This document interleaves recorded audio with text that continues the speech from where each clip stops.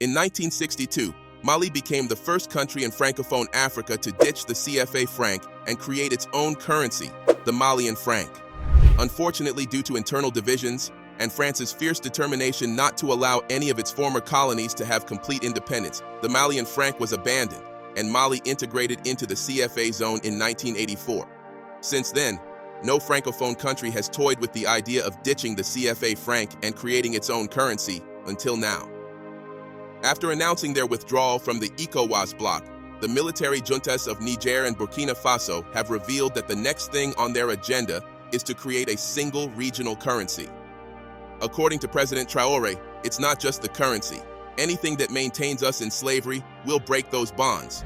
The head of the Niger's junta, Abdourahamane Tiani, also echoed the same views during an interview on state television, saying that abandoning the CFA franc would be a sign of sovereignty and a necessary step and move from French colonization. General Tiani further stated that money is a sign of sovereignty, and we are engaged in a process of recovering our total sovereignty. It is no longer a question of our states being the cash cow of France. France has robbed us of more than 107 years. We must work together to find the mechanisms that allow us to strengthen exchanges within our alliance. This is a bold move, and as we said, it is the first time ever since Mali abandoned its currency that any Francophone country has decided to consider and make plans towards ditching the CFA franc. Now, unlike other African politicians who are famous for saying something and never putting them into action, the military juntas of Mali, Niger, and Burkina Faso are notable for doing what they say. Even though it was recently revealed that the idea of creating a common currency had been in the works, even before they decided to withdraw from the regional bloc, the ECOWAS. Recall that in September 2023, Mali, Niger, and Burkina Faso signed the Liptako-Gourma Charter, establishing a new alliance called the Alliance of the Sahel State, which laid the foundation of establishing a confederation between the three countries. Initially, it was established as a defense pact for the three countries to pool their military resources to fight rebel or jihadist groups. However, it was later revealed by President Traore that the alliance would evolve from a defense union to a true economic, monetary, and political union that counters the ECOWAS bloc. In November of the same year, the finance ministers of the three states issued a joint statement recommending the creation of a committee of experts to study the issue of economic union and monetary union. This was a historic initiative to re-establish their monetary sovereignty by creating a common currency called Sahel. So, as you can see, the idea of creating a common currency is not a false. Mali, Niger, and Burkina Faso are completely serious about it. Now, since Mali, Niger, and Burkina Faso revealed their news to the world, there have been huge debates about the implications of this decision. Some experts have warned that dumping the CFA franc is a mistake, and it will be risky and significantly complicated because apparently, the CFA franc, a currency pegged to the euro, provides macroeconomic stability to every Francophone country that uses it. But is this really true? The CFA franc was officially created on 26 December 1945 by a decree of General de Gaulle. It is a colonial currency, born of France's need to foster economic integration among the colonies under its administration, and thus control their resources, economic structures, and political systems. This currency is currently being used by Benin, Burkina Faso, Guinea-Bissau, Ivory Coast, Mali, Niger, Senegal, and Togo in West Africa, and Cameroon, Central African Republic, Chad, Congo-Brazzaville, Equatorial Guinea, and Gabon in Central Africa. As established by the monetary accords between African nations and France, the CFA franc is pegged to the euro, and the central banks of the West African states and the Central African states are required to deposit 50% of their foreign exchange reserves in a special French treasury operating account. Now, defenders of the currency praise its credibility and stability and point out that no CFA member has experienced a major financial crisis. Well, this may be true, but the fact is that African countries are paying dearly for this so-called stability that the currency brings.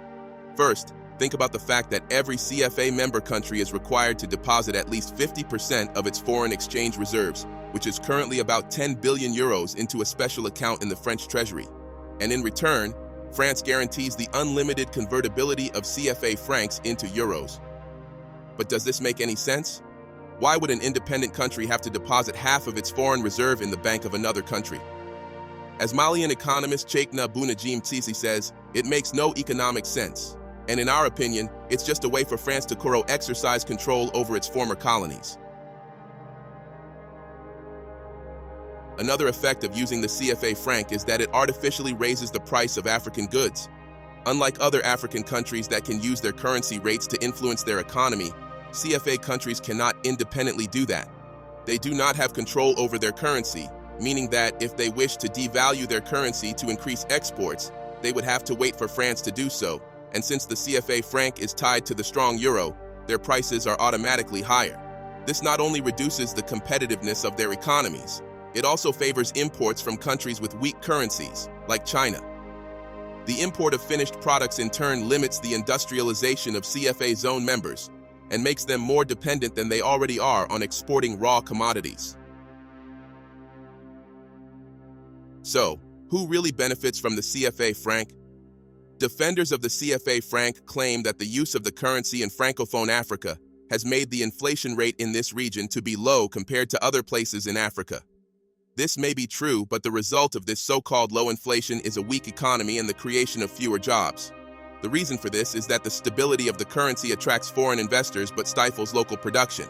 So, in simple terms, the CFA franc is a good currency only for those who benefit from it, namely the major French and overseas corporations, the executives of the zone's central banks, the elites wishing to repatriate wealth acquired legally or otherwise, and heads of state unwilling to upset France. This is the reason why the revolutionary governments of Mali, Niger, and Burkina Faso have made it known that they intend to put an end, in the coming months of 2024, to the colonial fiscal agreements concluded decades ago with France. However, creating a common currency is more than just printing new banknotes. Mali, Niger, and Burkina Faso will have to deal with creating a new central bank that would need to manage a delicate transition away from the CFA franc, formulate monetary policy, and decide what to do about more than $4.6 billion in outstanding CFA-denominated regional bonds. Burkina Faso has over 1.2 trillion CFA francs in outstanding bonds. Mali has slightly over 1 trillion CFA francs, while it's 498 billion CFA francs for Niger. According to one expert, pulling out of the CFA zone may result in turmoil and uncertainties, which would likely leave the three states cut off from future financing from regional and international capital markets. The uncertainty could also provoke capital flight and an immediate depreciation of a new currency. Imports could become prohibitively expensive, fueling runaway inflation. In the light of the risks involved in creating the new currency, the military juntas are approaching the currency question more carefully than their ECOWAS withdrawal.